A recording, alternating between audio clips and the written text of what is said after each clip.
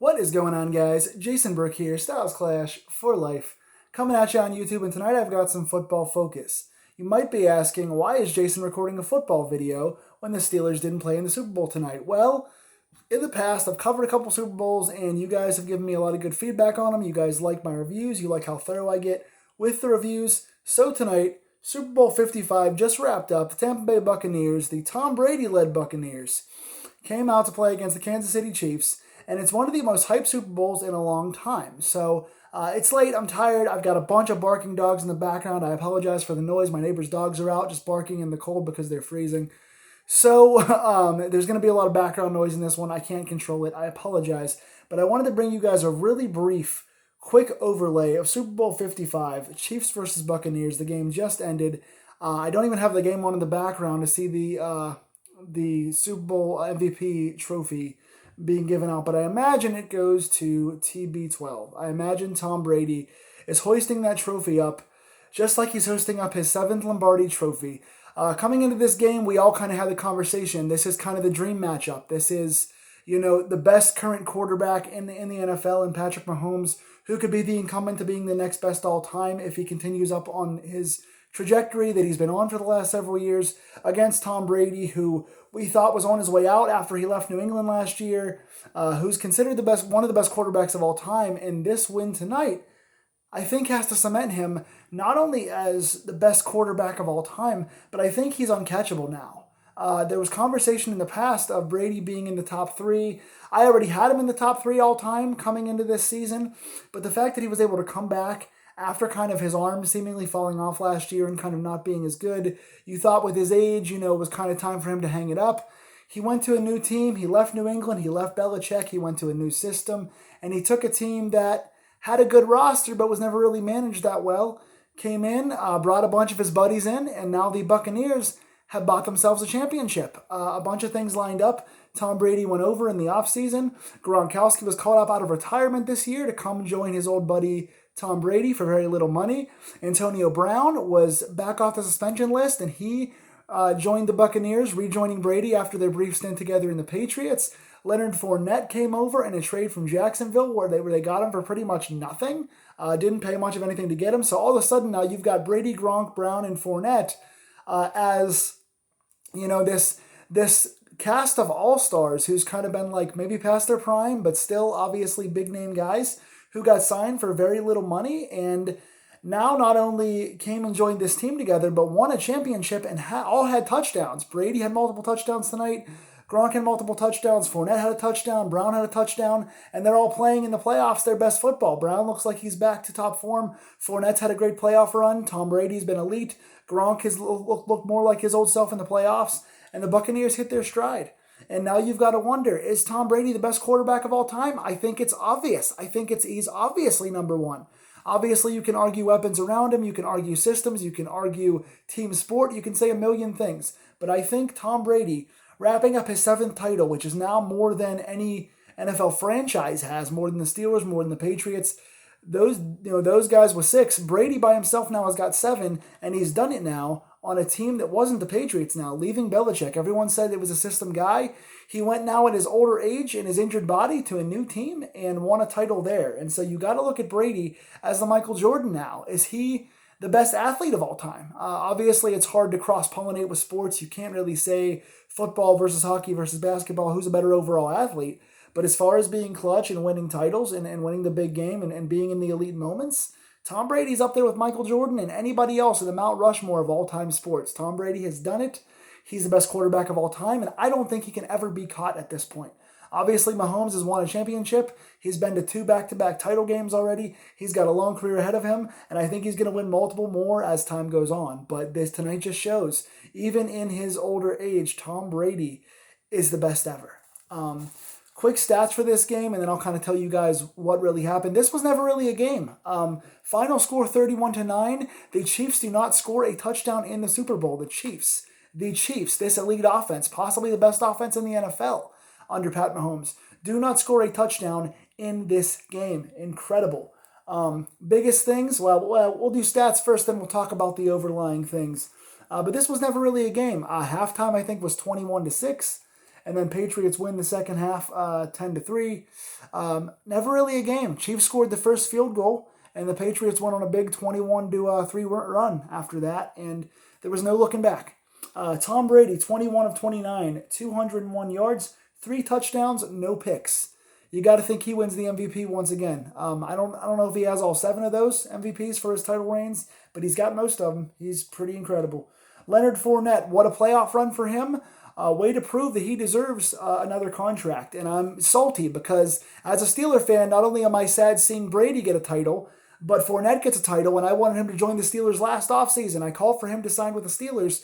Jacksonville only was going to get like a 6th-round pick for Fournette, and I called for the Steelers to sign Fournette, and they didn't, and look where Fournette is now, playing great, winning a title. Fournette, 16 carries, 81 yards, and a touchdown, plus 4 catches for 46 yards.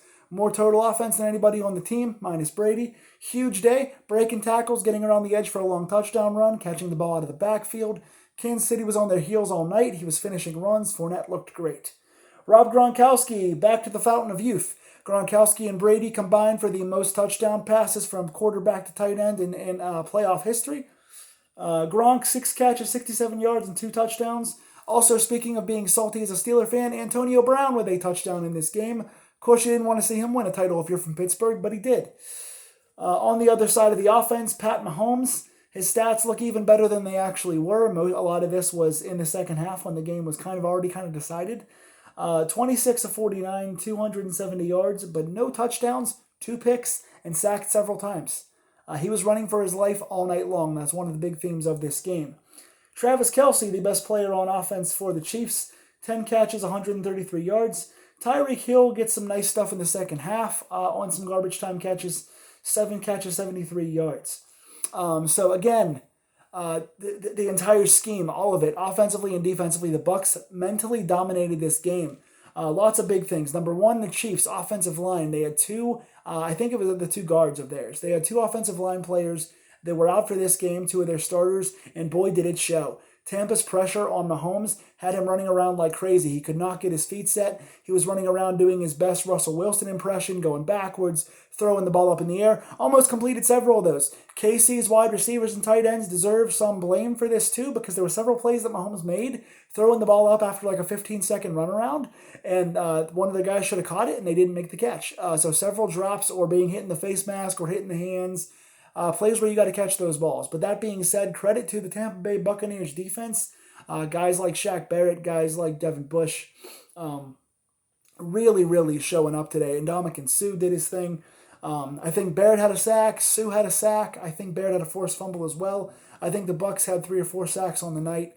Just terrorizing him. Like, the Bucs had 3 or 4 sacks and looked great back there and a forced fumble. But, like, Mahomes could have been sacked 10 times in this game. There was 6-7 times where he ran around backwards 20-30 yards for 12 seconds and threw the ball up and should have been sacked and wasn't. So Mahomes, for as good as he was, even he couldn't withstand all this pressure, but he could have been sacked another 6 times tonight if it wasn't for how athletic he is, making plays out of nothing. He was running for his life.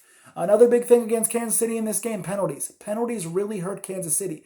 People that don't like Brady and the Bucs will say it was one-sided, and it was, penalty-wise, it was one-sided for the calls, but a lot of them seem like pretty good calls. There weren't too many that I can dispute and say, oh, that's a Brady call or whatever.